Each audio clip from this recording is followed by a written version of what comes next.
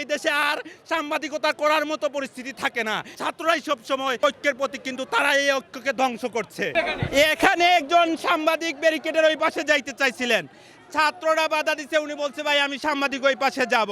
ওরা যেতে এরপরেই ওরা বেধড়ক পিটানো শুরু করেছে উনাকে। গত রাতে জাতীয় সংসদ ভবনের সামনে আপনারা শুনেন, গত রাতে সিংহার কলেজের একজন ছাত্র বলছে আমরা ছাত্র সাংবাদিকরে আমরা পিটাইলে কিছু হয় না, এইটা বলছিল। আমরা যখন ধরছি সবাই যখন ঐক্যবদ্ধ হয়েছি, বলছি যে এটা আপনি কেন বলছেন, তখন সে তুপের মুখে নিচ থেকেই দু হাতে কান ধরে মাপ চেয়ে গেছে। আমাদের কাছে ফুটেজ আছে, এখানে অনেক শীর্ষস্থানীয় সাংবাদিকরা ছিল, আজকেও তারা সেই একই কাজ করছে।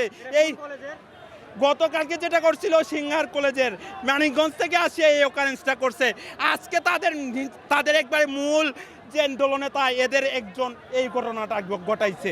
আমরা তো এই পরিস্থিতি কিভাবে কাজ করব? প্রতিনিয়ত সব সময় সাংবাদিকদের আক্রমণ করা হয়, এবং ছাত্ররা যখন সুর তুলে, ছাত্ররা এই সুর তুলতে যে সাংবাদিক পিটাইলে কিছু হয় না, তখন আসলে ভাই এই দেশে আর সাংবাদিকতা করার মতো পরিস্থিতি থাকে না।